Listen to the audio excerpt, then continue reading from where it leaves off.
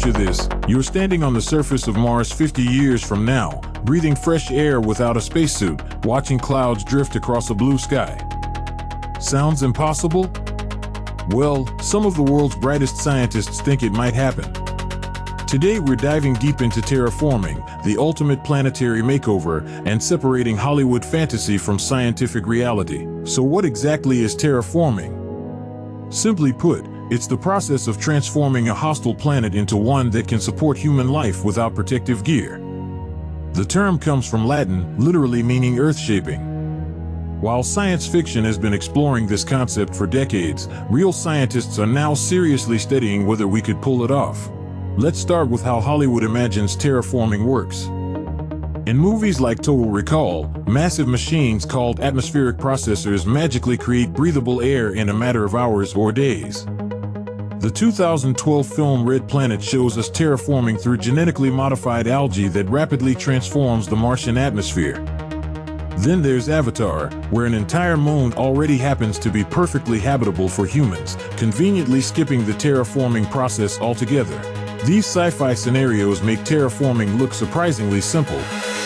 Flip a switch, deploy some advanced technology, and boom, you've got yourself a second Earth.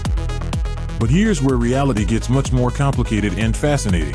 Real terraforming would be the most ambitious engineering project humanity has ever attempted. We're talking about reshaping an entire planet's climate, atmosphere, and surface conditions. The scale is almost incomprehensible.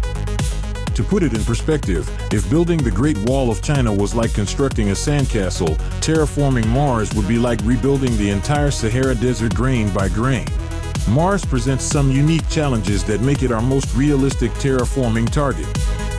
First, it's relatively close to Earth, with a day length almost identical to ours. It has polar ice caps, evidence of ancient water flows, and seasons like Earth's. But it also has massive problems we'd need to solve. The Martian atmosphere is incredibly thin, about 1% of Earth's pressure. It's mostly carbon dioxide with almost no oxygen. The planet receives only half the sunlight Earth gets, making it brutally cold with average temperatures around -80 degrees Fahrenheit. Perhaps most critically, Mars lacks a strong magnetic field, which means solar radiation constantly strips away any atmosphere we might try to build. Scientists have proposed several methods to begin terraforming Mars. One approach involves releasing greenhouse gases into the atmosphere to warm the planet. We could potentially melt the polar ice caps by detonating nuclear weapons above them, releasing trapped carbon dioxide and water vapor. This might sound crazy, but it's actually a serious proposal from respected researchers. Another method involves using massive orbital mirrors to reflect additional sunlight onto Mars' surface. These mirrors would need to be enormous, possibly hundreds of miles across, positioned at strategic points to maximize warming. The engineering challenges alone would dwarf anything humanity has ever built. Some scientists suggest we could introduce specially engineered microorganisms to Mars that would slowly convert the atmosphere over thousands of years. These extremophile bacteria could potentially survive in Martian conditions while gradually producing oxygen and processing carbon dioxide. The most ambitious proposals involve creating an artificial magnetic field around Mars. This could be achieved by placing a massive magnetic dipole at Mars' L1 Lagrange point, creating a magnetic shield that would protect the planet from solar wind and allow a thicker atmosphere to develop naturally over time. But here's the reality check. Even our most optimistic terraforming scenarios would take thousands of years to complete. We're not talking about a quick fix or even a generational project. This would be a commitment spanning hundreds of generations of human civilization. The energy requirements alone are staggering. Terraforming Mars would require more energy than humanity has ever produced in its entire history. We'd need revolutionary advances in nuclear fusion, solar collection, or other energy technologies that don't yet exist. There are also ethical considerations we rarely see in science fiction. Do we have the right to completely transform another planet? What if Mars harbors undiscovered life that would be destroyed by terraforming?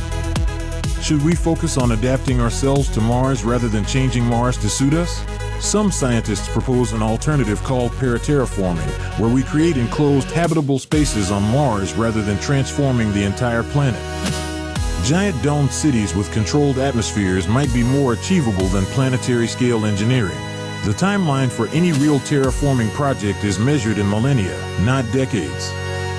Even the most optimistic estimates suggest we'd need at least 1,000 years to create a barely breathable atmosphere on Mars.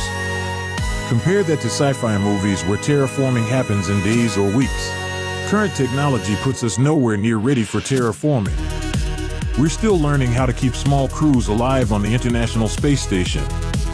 Successfully terraforming Mars would require mastering fusion power, advanced robotics, genetic engineering, and planetary-scale climate manipulation. Yet despite these challenges, research continues. Space agencies worldwide are studying Mars' atmosphere, testing closed-loop life support systems, and developing technologies that could eventually contribute to terraforming efforts. The dream of walking on Mars under an open sky remains one of humanity's most ambitious goals. While we won't see it in our lifetimes, understanding the science behind terraforming helps us appreciate both the incredible complexity of planetary systems and the audacious scope of human imagination. Whether terraforming Mars is science fiction or eventual reality might depend on how desperately humanity needs a second home. What do you think? Should we focus on fixing Earth's climate or dreaming of Martian skies?